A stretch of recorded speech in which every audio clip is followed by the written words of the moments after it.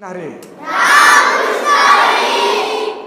बाल संस्कार शिबिर ताजनापूर अर्थात युवा वारकरी निर्माण कार्यशाळा ताजनापूर तालुका खुलताबाद जिल्हा छत्रपती संभाजीनगर येथे संपन्न होत असलेलं हे शिबिर आणि त्या शिबिरातील चौथ्या दिवसाच्या सकाळच्या प्रथम सत्रामध्ये आपण सकाळची प्रार्थना करून आदरणीय गजानन महाराज गुरुजी यांच्याकडून काही श्लोकांची संहिता घेऊन या सकाळच्या सत्रामध्ये अजून काही गोष्टी समजून घेण्यासाठी या ठिकाणी समुपस्थित झालेलो आहोत। भारतामध्ये राहणारे आपण सर्वजण, परंतु काल आपण पाहिलं की बऱ्याच दिवसाची गुलामी आमच्या देशावर असल्या कारणाने आम्ही आमची भारतीय संस्कृती विसरलो। ऋषीमुनींचा जो विचार आहे त्या विचारांपासून आपण दूर गेलो तर या संस्कार शिबिराच्या निमित्ताने त्या काही गोष्टींची माहिती आपल्याला करून घ्यायची आहे। अगदी सोपी आहे, तुम्ही फक्त इकडे लक्ष द्या। अनुसंधान झालं म्हणजे तुम्हाला कळेल।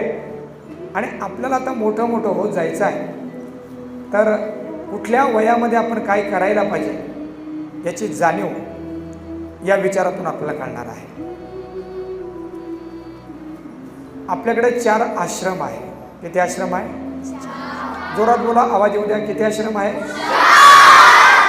आता आश्रम शब्दाचा अर्थ म्हटला किंवा आश्रम म्हटलं की सगळ्यांना असं वाटतं की जिथं साधू राहतो, जिथं मंदिर आहे, कुटिया बांधलेल्या आहेत, त्याला आश्रम म्हणावं का?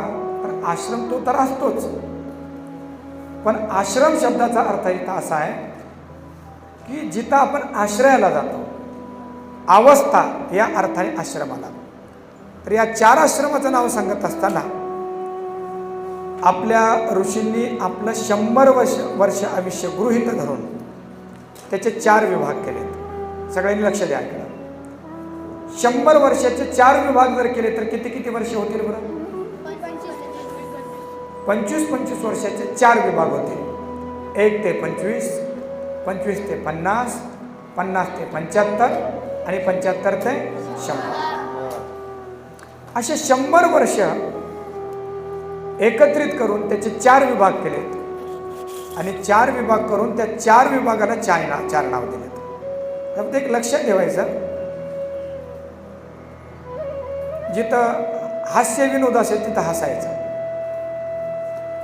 जिथं गंभीरता असेल तिथं चेहरा गंभीर करायचा। नाहीतर एखादा मनुष्य मेला आणि तिथं जाऊन तुम्ही जरा मेला आणखी लोक धरून, तर आपल्यामध्ये तो सेन्स यायला पाहिजे की कुठले भाव आहे। एखाद्या ठिकाणी गंभीरता असेल तर ती गंभीरता आपल्यामध्ये यायला पाहिजे। जिथं काही भावना असेल तिथं डोळे ओलावायला पाहिजेत, जिथं हसायचं तिथं हसायला पाहिजेत। हे जर आपल्याला कळालं तर समजावं आपण आपल्यामध्ये सेन्स आहे, नाहीतर आपण नॉन सेन्स आहोत। असा नॉन सेन्स आपल्यामध्ये यायला नको। थोडं विषयांतर झालं तर आपण पाहत होतो की 100 वर्ष आयुष्य गृहीत ठरवून त्याचे 4 विभाग केलेत। 1 ते 25 या काळामध्ये जो आश्रम आहे, आश्रम असं पाहत होतो आपण, तर अवस्था या अर्थाने कालावधी याला आश्रम म्हटलं। 1 ते 25 या कालावधीला जो आश्रम म्हटले त्याला म्हणतात ब्रह्मचर्य आश्रम। बोला, त्याला ब्रह्मचारी आश्रम म्हणायचे किंवा ब्रह्मचर्य असं म्हणायचं। 25 ते 50 हा जो आपल्या वयाचा काळ असतो त्याला काय म्हणतात? किती चांगलं कळालं रे, कोणी सांगितलंय? हात वर करा, कोण बोलले? त्याला गृहस्थाश्रम म्हणतात। काय म्हणतात? गृहस्थाश्रम। आता 50 ते 75 या कालावधीमध्ये जो टप्पा असतो त्याला म्हणतात वानप्रस्थाश्रम, आणि 75 ते 100 या कालावधीमध्ये जो टप्पा असतो त्याला म्हणतात संन्यास। एकदम सोपा आहे। आता सांगा मला, 1 ते 25 सगळ्यांचा आवाज येऊ द्या मला। 1 ते 25, 25 ते 50 जोरात गृहस्थाश्रम, 50 ते 75 वानप्रस्थ आणि 75 ते 100 संन्यास। सगळ्यांचा आवाज एकत्र झाला नाही। आता परत एकदा सगळ्यांच्या आवाजामध्ये यायला पाहिजे. 1 ते 25, 25 ते 50, 50 ते 75 वानप्रस्थ आणि 75 ते 100. आता फक्त नाव घेऊया आपण. 1 ते 25 ब्रह्मचर्य, 1 ते 25, 25 ते 50 गृहस्थ, 50 ते 75 वानप्रस्थ आणि 75 ते 100. आता आपल्याला कळालं की 4 विभाग आपल्या जीवनाचे गृहीत धरून आपल्या भारतीय ऋषी मुनीने त्याचे 25-25 वर्षाचे 4 टप्पे केलेत. पण हे 4 टप्पे कशासाठी केलेत? हेच्यासाठी केलेत तर या कालावधीमध्ये काय काय करायचं बघा. तर आमच्याकडे असं सांगितलं की 1 ते 25 या वयामध्ये अभ्यास करायचा, चांगला अभ्यास करायचा. 25 ते 50 या कालावधीमध्ये भरपूर पैसा कमवायचा. लग्न केले तर मुलं जन्माला घालायचे, संपत्ती कमवायची. 50 ते 75 या काळामध्ये, याला वानप्रस्थ म्हणतात, त्या काळामध्ये तीर्थयात्रा करायच्यात, भजन करायचं, ध्यानधारणा करायची. आणि 75 ते 100 या काळामध्ये कुठलाही आग्रह न ठेवता, ए मुली, ए सर इकडं बस, काय तिकडे, या कालावधीमध्ये कसलाच आग्रह न ठेवता जे मिळेल ते खायचं. कोणी काही बोललं तर त्याचा विचार करायचा नाही. किंबहुना सगळ्यामध्ये राहूनही सगळ्यांचा त्याग करायचा, याला म्हणतात संन्यास. आता मला तुम्ही सांगा, तुम्ही कुठल्या आश्रमात आहे मुलांना? आता आपले जे 100 वर्षाचं 4 टप्पे आपण केलेत, तर त्यातल्या कुठल्या टप्प्यामध्ये तुम्ही आता आहात, तर तुमच्या आश्रमाला कुठला आश्रम म्हणता येईल? जोरात सांगा. अच्छा, म्हणजे ब्रह्मचर्य आश्रमामध्ये तुम्ही आता आहात नाही? ब्रह्मचर्य आश्रमामध्ये तुम्ही आहात, बरोबर. या ब्रह्मचर्य आश्रमामध्ये काय करायला पाहिजे?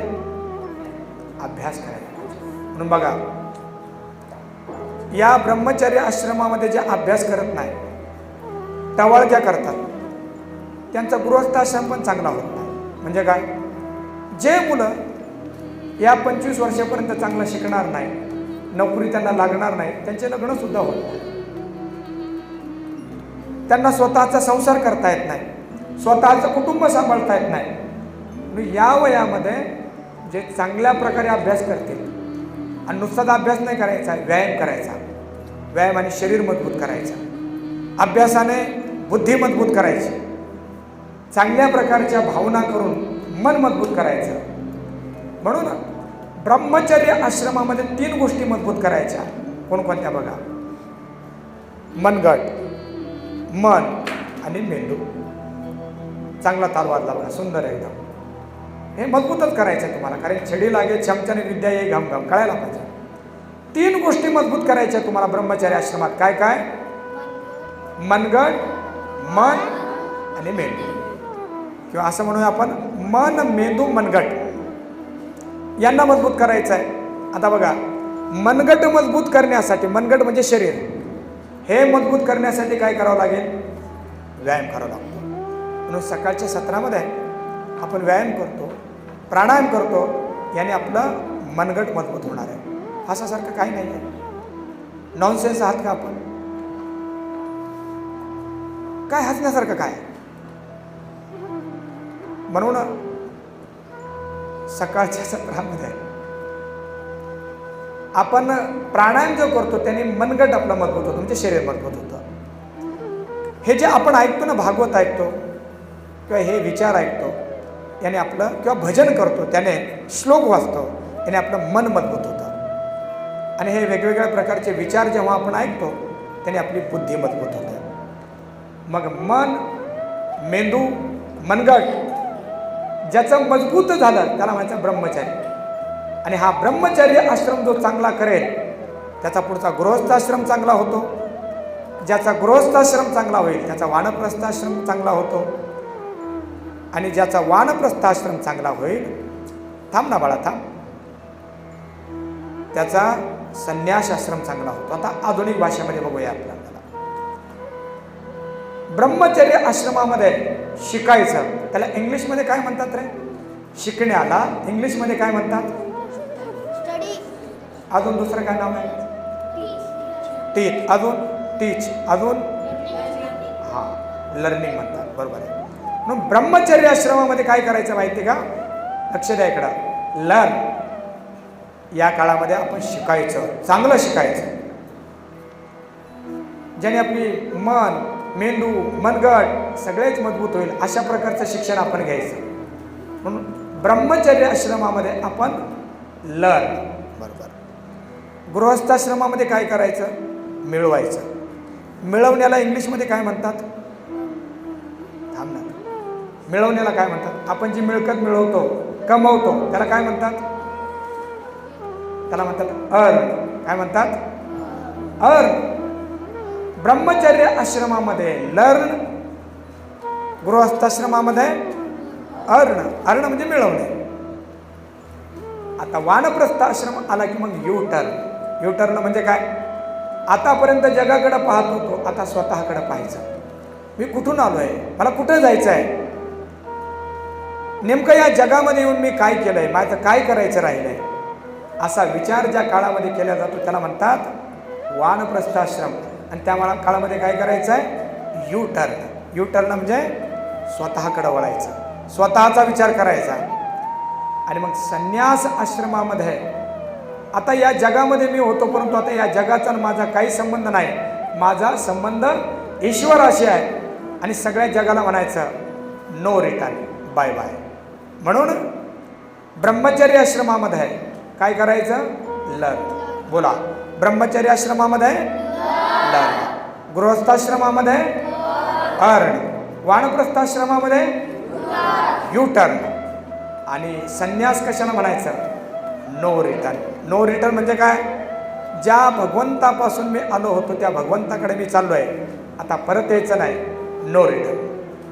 म्हणून आपण आपल्या जगण्याची दिशा जर ठरवली की या 25 वर्षामध्ये मला चांगलं शिक्षण घ्यायचं आहे आणि नुसते पुस्तकीय शिक्षण नाही तर ज्याच्यामध्ये जीवनाची उन्नती होईल असं संस्काराचं शिक्षण मला घ्यायचं आहे, तर आपला गृहस्थाश्रमही सुंदर होईल. गृहस्थाश्रम ज्याचा सुंदर होईल त्याचा वानप्रस्थाश्रम सुंदर होईल. आणि या जगाचा निरोप घेत असताना या जगाचं कुठलंही आकर्षण आमच्या हृदयामध्ये राहणार नाही. याला नो रिटर्न असं म्हणतात. तर कळालं आपल्याला? आपले किती आश्रम आहेत बाळांनो? 4 आश्रम. पहिला, दुसरा, तिसरा, चौथा. पहिल्या आश्रमामध्ये काय करायचं? लर्न. दुसऱ्या आश्रमामध्ये अर्न. तिसऱ्या आश्रमामध्ये यू टर्न.